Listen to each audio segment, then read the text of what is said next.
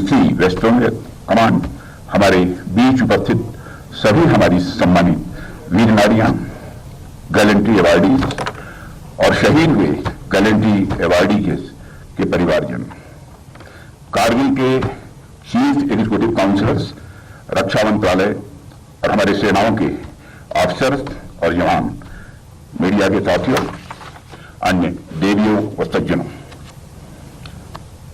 आज के दिन कारगिल आना सचमुच मेरे लिए बहुत ही भावुक क्षण है। मैं अपने विचारों की अभिव्यक्ति मैं कितना कर पाऊंगा, मैं स्वयं असमंजस की स्थिति में हूं, लेकिन यदि मैं बहादुरों के बीच यहां मौजूद हूं तो स्वाभाविक रूप से मेरा भी हौसला कुछ बढ़ता है और मुझे भी ताकत मिलती है।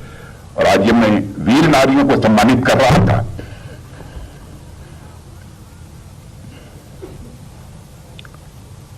तो इस क्षण को मैं कभी जीवन में भूल नहीं सकता।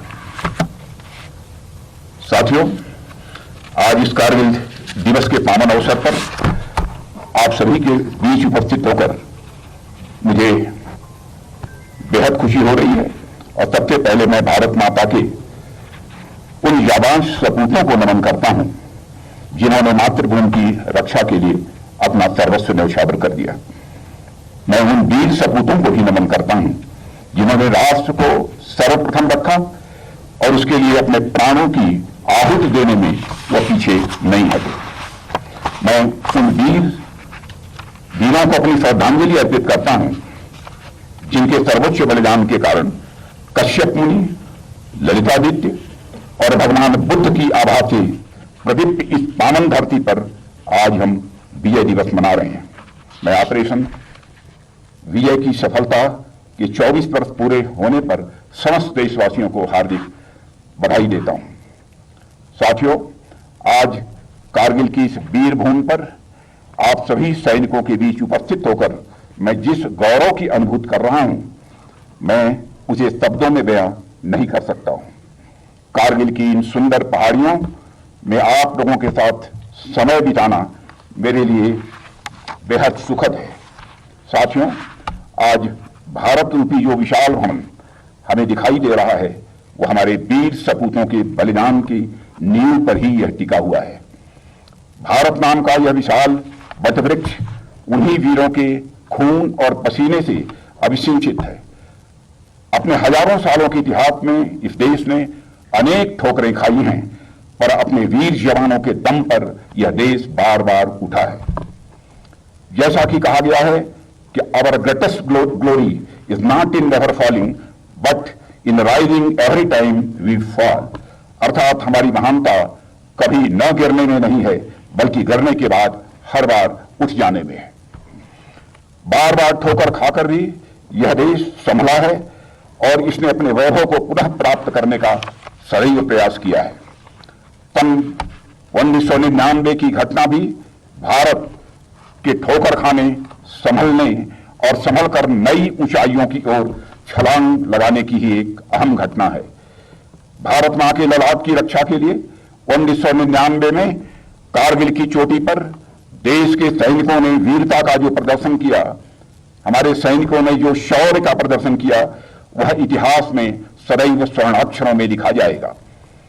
आज हम खुली हवा में सांस इसलिए ले पा रहे हैं क्योंकि किसी समय माइनस टेम्परेचर में भी हमारे सैनिकों ने ऑक्सीजन की कमी के बावजूद अपनी बंदूकें कभी नीचे नहीं की।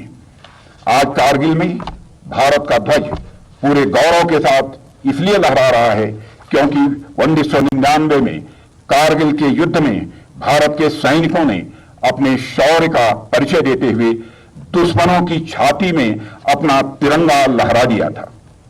कारगिल की वह जीत पूरे भारत की जनता की जीत थी। भारतीय सेनाओं ने 1999 में कारगिल की चोटियों पर जो तिरंगा लहराया था, वह केवल झंडा भर नहीं था, बल्कि इस देश के करोड़ों लोगों का स्वाभिमान था। साथियों, आप सब जानते हैं, स्वाभिमान यह मनुष्य के हृदय की सबसे बलवती भावना होती है। मनुष्य जिंदगी में सब कुछ स्वीकार कर सकता है, लेकिन अपने स्वाभिमान से किसी भी सूरत में समझौता नहीं कर सकता है। भारत को यदि आजादी मिली है तो ऐसे ही स्वाभिमानी बहादुर जाबाजों के कारण भी हम सबको आजादी मिली है, चाहे वह चंद्रशेखर आजाद हो, सरदार भगत सिंह हो, खुदीराम बोस हो, अशफाक उल्लाह खां हो, चाहे ऐसे अनगिनत हमारे स्वतंत्रता संग्राम सेनानी हो जिन्होंने अपना बलिदान दिया था। चंद्रशेखर आजाद इसी बगल के उत्तर प्रदेश के इलाहाबाद के कंपनी गार्डन में अपने रिवाल्वर की गोलियों से अपने अंग्रेज दुश्मनों को भूनते भूनते जब अपने रिवाल्वर में अंतिम गोली शेष बची तो उन्हें इस बात की चिंता सताने लगी कि कहीं विदेशियों के रिवाल्वर की विदेशी गोली हमारे जिस्म में प्रवेश कर हमारी जिस्म को नापाक न कर दे, इसलिए उन्होंने अपने ही रिवाल्वर की अंतिम गोली अपने सीने में दाग लेने का काम किया था। तब जाकर यह भारत आजाद हुआ है। मैं भूल नहीं सकता उस अशफाक उल्लाह खां के स्वाभिमान को भी। 21 साल की जवानी थी, मां कहती थी बेटा शादी कर ले, बहू ला, लेकिन आजादी हासिल करने की दीवानगी थी। बार बार मां के आग्रह को अशफाक उल्लाह खां टाल जाते थे, लेकिन अंग्रेजों की हत्या करने के मामले में जब फांसी की सजा हुई, फांसी के तख्त पर ले जाया गया, मजिस्ट्रेट ने पूछा, बोलो अशफाक उल्लाह, तुम्हारी अंतिम मुराद क्या है? जो भी तुम्हारी अंतिम मुराद होगी यह संदेश तुम्हारी मां तक पहुंचा दिया जाएगा। स्वाभिमानी अशफाक उल्लाह खां ने उसी फांसी के तख्त पर खड़े होते हुए कहा, जाकर मेरी मां तक संदेश पहुंचा दे कि तुम्हारा बेटा अशफाक उल्लाह आज फांसी के तख्त पर खड़े होकर अपनी शादी रचाने जा रहा है, तुम्हारी मुराद पूरी करने जा रहा है। मजिस्ट्रेट ने पूछा, अशफाक उल्लाह, क्या तुम मानसिक संतुलन खो बैठे हो? कहां है वह लड़की जिसके साथ तुम फांसी के तख्त पर खड़े होकर अपनी शादी रचाने जा रहे हो? स्वाभिमानी अशफाक उल्लाह ने कहा, मजिस्ट्रेट, पागल मैं नहीं हो गया हूं, तुम्हारा मानसिक संतुलन बिगड़ गया है। देखो मेरी आंखों के सामने जो यह फांसी का फंदा है, यही वह हमारी महबूबा है जिसे आज मैं अपने गले से लगाने जा रहा हूं। ऐसे स्वाभिमानी लोगों के कारण ही यह भारत आजाद हुआ। साथियों, कारगिल युद्ध भारत के ऊपर एक थोपागा युद्ध था। उस समय देश ने पाकिस्तान से बातचीत के माध्यम से मुद्दों को सुलझाने का भी भरपूर प्रयास किया था।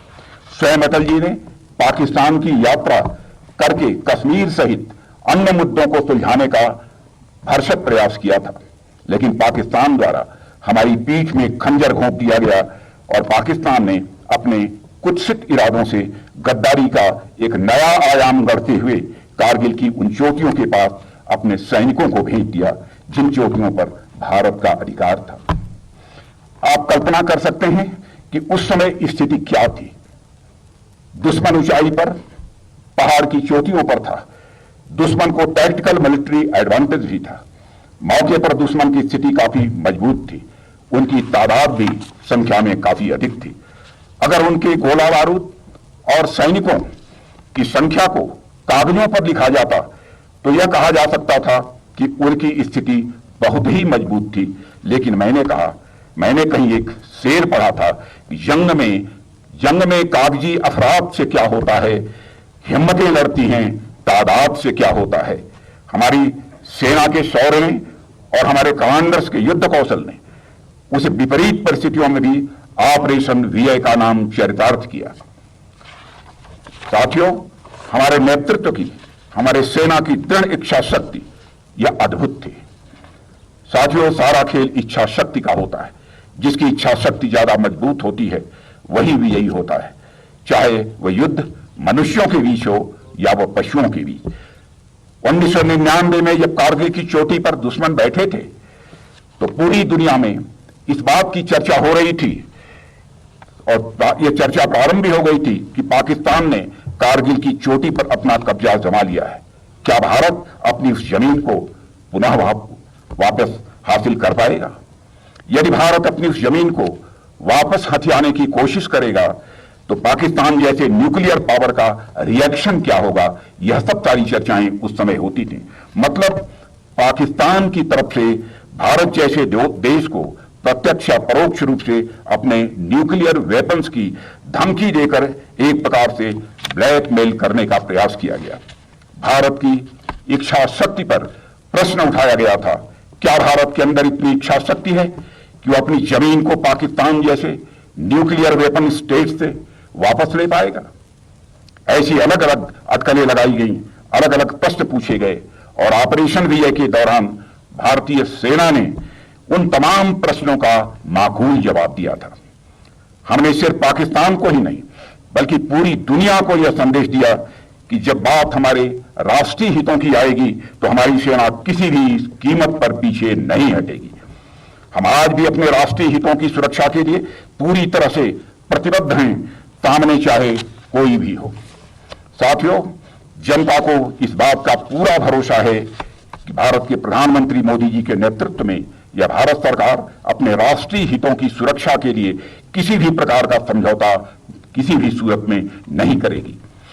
बात चाहे कारगिल की हो या फिर अन्य इंसिडेंट्स की, हमारी सेना ने हमेशा बताया है कि जंग न्यूक्लियर बम से नहीं लड़ी जाती है बल्कि जंग शौर्य और अदम्य इच्छा शक्ति के बल पर लड़ी जाती है। यही इच्छा शक्ति और राष्ट्र के प्रति स्वाभिमान की भावना भारतीय सेनाओं को बाकी लोगों से अलग करती है। और मैं कह सकता हूं कि साथियों, अंतर्राष्ट्रीय जगत में यदि भारत का कद यदि आज ऊंचा हुआ है तो उसमें आपका एक बहुत बड़ा योगदान है और उन शहीदों का भी बहुत बड़ा योगदान है जिन्होंने कि भारत की सीमाओं को सुरक्षित रखने में अपना बलिदान दिया है। वैसे देखें तो युद्ध क्या है, वह तो भाड़े की सेना लेकर भी लड़े जा सकते हैं। आप सभी जानते होंगे कि एक प्रकार की सेना ऐसी भी होती है जिसे मर्सनरीज के नाम से जाना जाता है। इसके अंतर्गत वैसे सैनिक आते हैं जो पैसे के लिए किसी राजा की तरफ से लड़ते हैं, लेकिन मर्सनरीज के साथ एक सबसे बड़ी समस्या यह आती है, उनके अंदर जो इच्छा शक्ति होनी चाहिए वह इच्छा शक्ति नहीं होती है। जो इच्छा शक्ति एक नागरिक के अंदर अपने राष्ट्र को बचाने की हो सकती है। मुझे आप लोगों को यह बताने की आवश्यकता नहीं है कि हाल के दिनों में दुनिया के कुछ हिस्सों में मर्सनरीज की लॉयल्टी किस प्रकार संदेह के घेरे में रही है, यह आप सभी अच्छी तरह परिचित हैं। मर्सनरीज के लिए आपका राष्ट्र व आपकी संस्कृति यह महत्वपूर्ण नहीं होती है बल्कि उनके लिए पैसे महत्वपूर्ण होते हैं।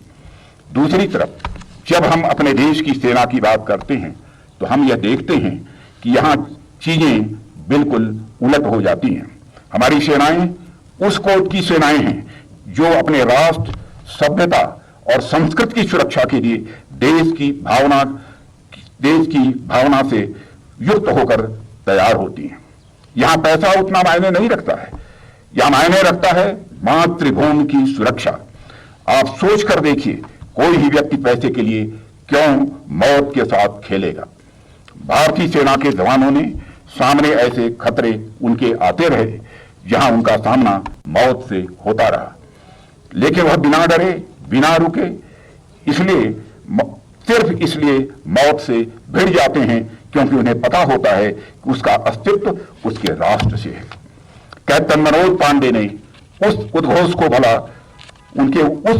भला कौन भूल सकता है जब उन्होंने कहा था, यदि मेरे फर्ज की राह में मौत भी रोड़ा बनेगी तो मैं मौत को भी मार दूंगा।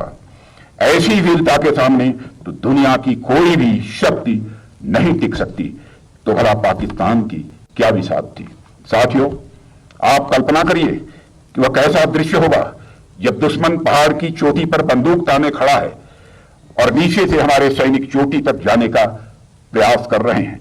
ऊपर से गिरता हुआ ये कंकड़ भी विशाल पत्थर की भांति प्रहार करता होगा और एक ऐसी स्थिति जहां कदम कदम पर मौत से सामना हो रहा है। सिर्फ कल्पना मात्र से हमारे रोंगटे खड़े हो जाते हैं। लेकिन उस स्थिति में भी ऐसी कौन सी मनोदशा थी हमारे सैनिकों की जो उन्हें आगे बढ़ने की प्रेरणा दे रही थी। दरअसल उसके पीछे हमारी संस्कृति, इस धरती के महान पूर्वजों के संस्कार, प्रेरणा यह कार्य कर रहे थे। वे सैनिक जानते थे कि व्यक्ति का शरीर तो यह क्षण भंगुर होता है, लेकिन राष्ट्र का अस्तित्व यह सनातन होता है और अमर होता है।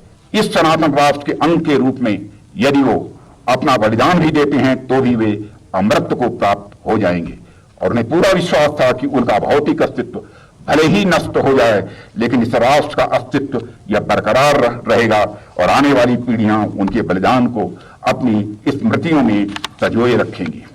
इसलिए वे अपने भौतिक अस्तित्व को मिटाकर भी इस राष्ट्र के अस्तित्व को बनाए रखने के लिए आगे लगातार बढ़ते गए। किसी समय हम महान कवि और नाटककार जयशंकर प्रसाद की पंक्तियां पढ़ते थे, उनमें कुछ पंक्तियां इस प्रकार थीं कि असंख्य कीर्ति रश्मियां विकर्ण दिव्य दासी, तपोत मात्र भूमि के रुको न शूर साहसी, अराति सैन्य सिंधु में सुवाड़वाग्नि से यलो, प्रवीर हो जयी बनो, बढ़े चलो बढ़े चलो। यानी हमारे समाज में पूर्वजों की शौर्य और पराक्रम और उनकी कीर्ति की असंख्य रश्मियां यह बिखरी पड़ी हुई हैं। तुम सभी मातृभूमि के वीर सपूत हो, दुश्मनों के समुद्र में उतरकर उन्हें ऐसे नष्ट कर दो जैसे बड़वाग्नि समुद्र के जल को वाष्पित कर देता है। आज जब मैं इन पंक्तियों के बारे में सोचता हूं तब इसका एक अलग महत्व समझ में आता है।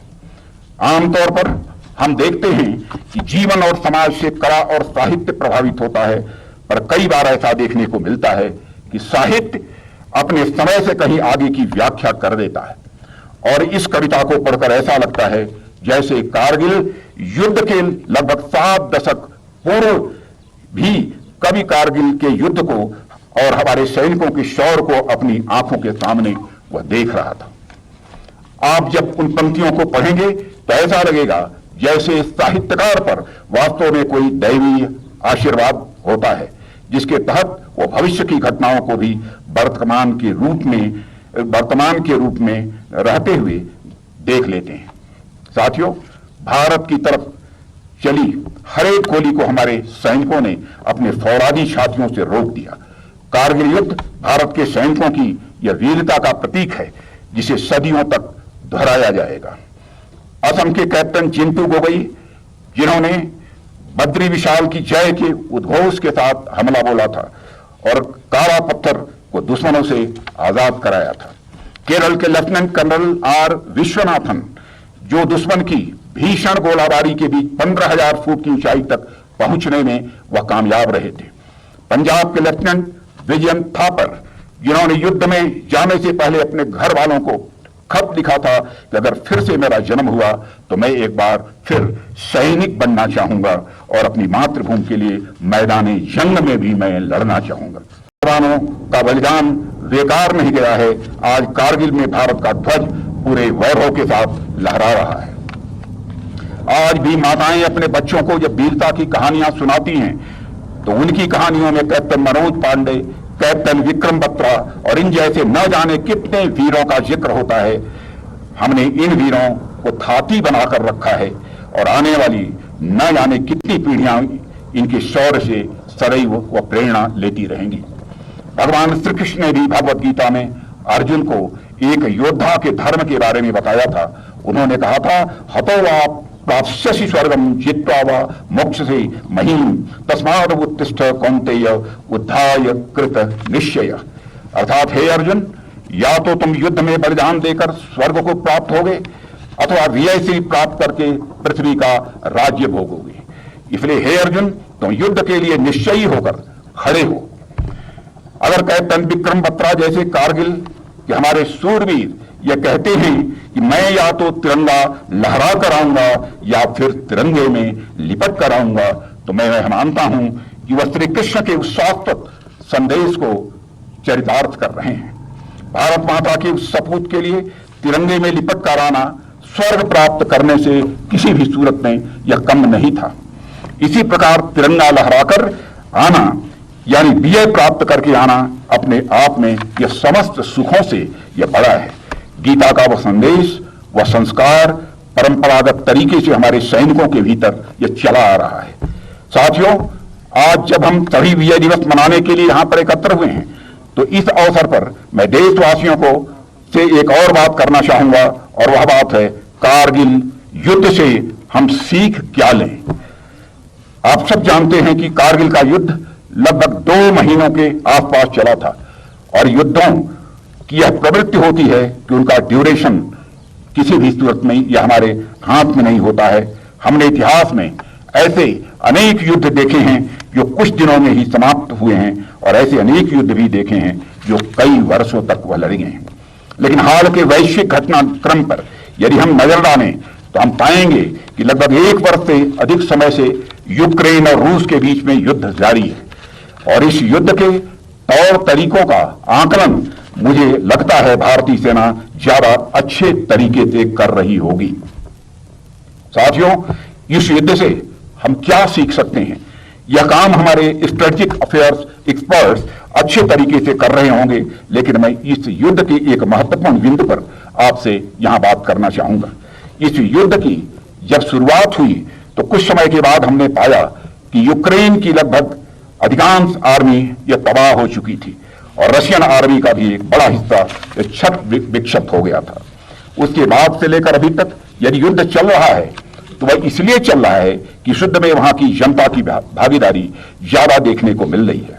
कहने का अर्थ यह है कि वहां की बड़ी संख्या में जनता ट्रेनिंग लेकर सेना में शामिल होकर युद्ध लड़ रही है। वैसे सामान्यतः